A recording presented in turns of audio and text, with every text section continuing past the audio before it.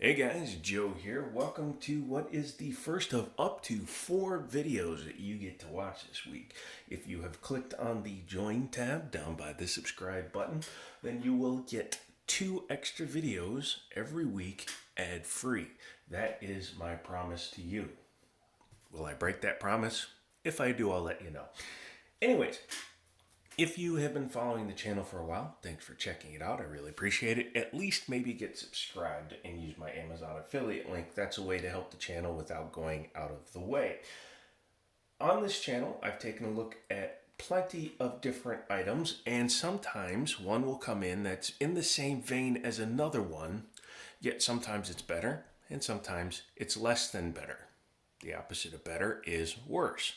And I wanted to take a look at this one because this one recently came out. It came out in the year of the COVID, which would be 2020 AD, or before mask, if you want to call it that. And I wanted to take a look at it because it is literally half the price of its competitor. It comes in a really nice case, and as you can see, this bad boy is a Ruger.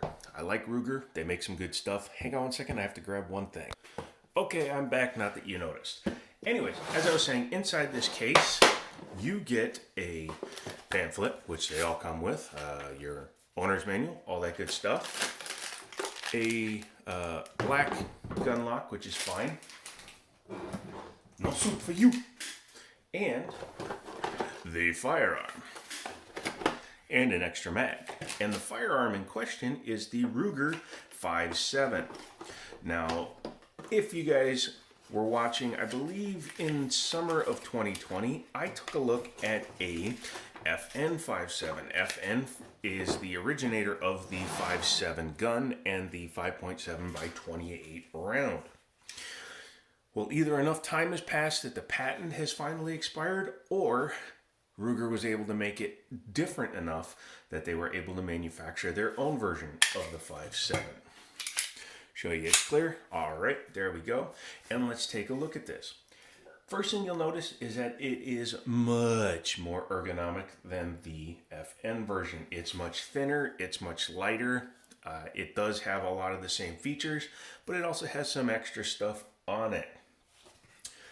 It is, of course, chambered in 5.7 by 28, which is basically a 22 caliber round. However, it is a very aerodynamic round. I don't have one with me, which is actually the reason why I don't own one of these firearms. The availability of 5.7 by 28 at a reasonable price is about that much. So I'm not going to go out and spend $700 on a gun and then $700 on the ammunition. Although I would still be in for the price of a 5.7 with, say, 600 rounds, because as you can see, the price on this firearm, at least through Liberty Arms, Google them, Harrisonburg, is $615.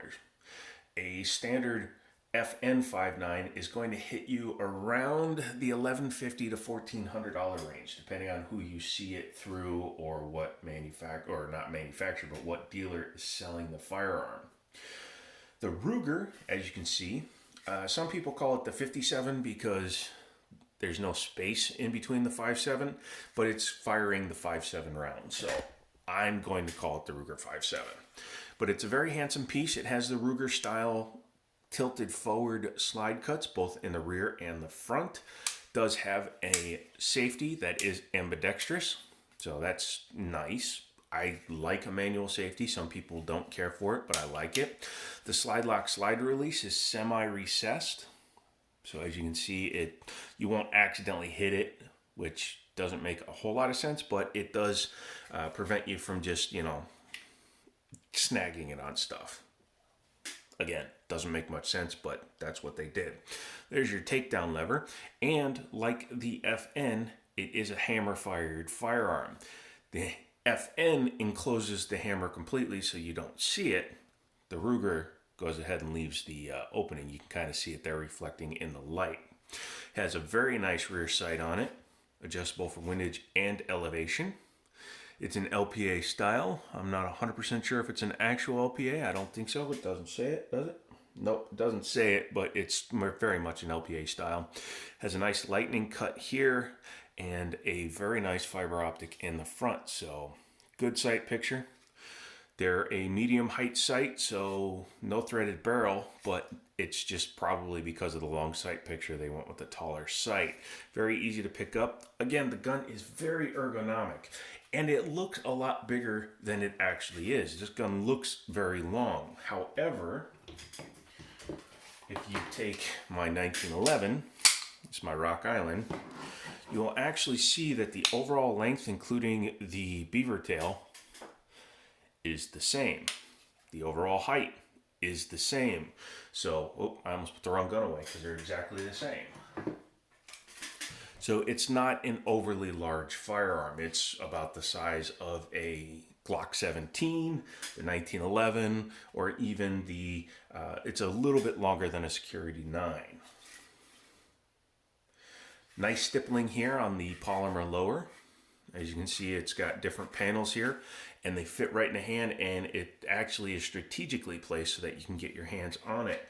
With the magazine, you get 2 of them, and they are 20 rounders. I'm not sure if they make a larger capacity magazine. That's one thing the FN does. You can get a 30 rounder with it, but these are very nice. They fit flush, but they do have a little bit of a lip, so you can strip them out if they get jammed in there for any reason.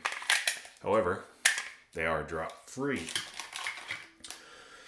Overall, very nice on the exterior. You also get a 1913 pick rail here along the bottom, so you can put your lights, lasers, bazookas, what have you.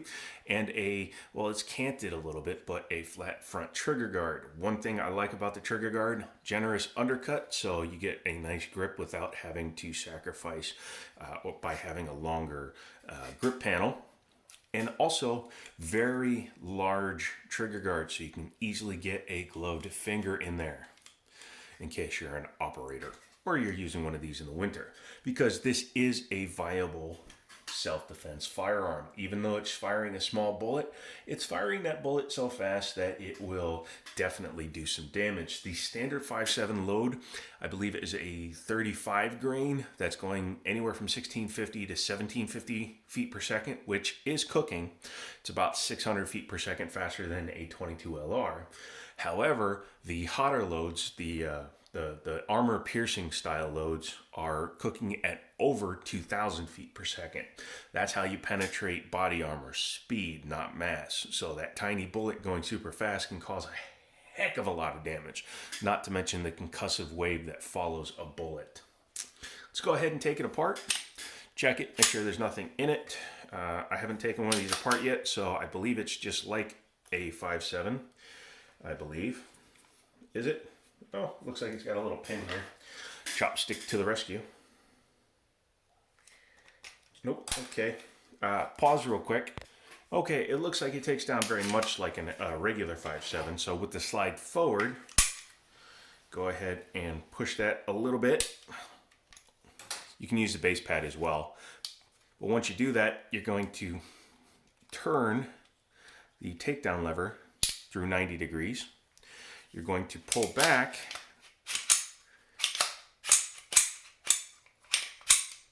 and lift up. Come on, you. Hold on one more second. All right, now you go forward, not back. Sorry, it's been a while since I've messed with these, but you just come forward a little bit. You see that, about 1/4 inch, and then you just lift the top off. We'll take a look at the frame in a second. To get the barrel out, you go ahead and slide it out the back like most modern day firearms, and your spring is captive, so you don't have to worry about losing that. As you can see, it's a very thin barrel. Very thin barrel. And it just operates in a standard blowback style. Because again, even though it's cooking super fast, it doesn't require a super stiff blowback system.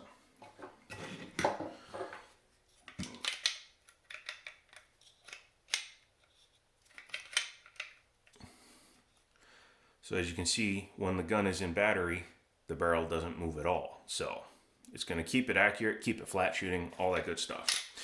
Taking a look at the frame itself, as you can see, it has the fire control group down inside of the frame there. It's not removable without taking out pins, but it's actually very accessible for repairs. You have your extractor, your hammer. Again, this is a shrouded hammer gun, or technically it's not shrouded, but it's well, technically it is shrouded. And then you have your feed ramp right up in here. This is all polymer internals with some metal here, so you have to take that with a grain of salt. Although the way the barrel fits up in here, there's almost no room between where the bullet feeds in and the ramp itself, so it should cause minimal wear over time. Again, because it's a newer design, it seems to be a little bit more modernized than the standard version. So what we're going to do now is put it back together. So we just flip it upside down, slide your barrel back in,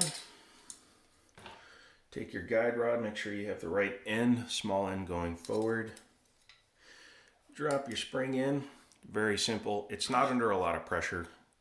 Take your slide, come back here, line it up. You have to make sure the spring is centered so that it will fit on the gun easier.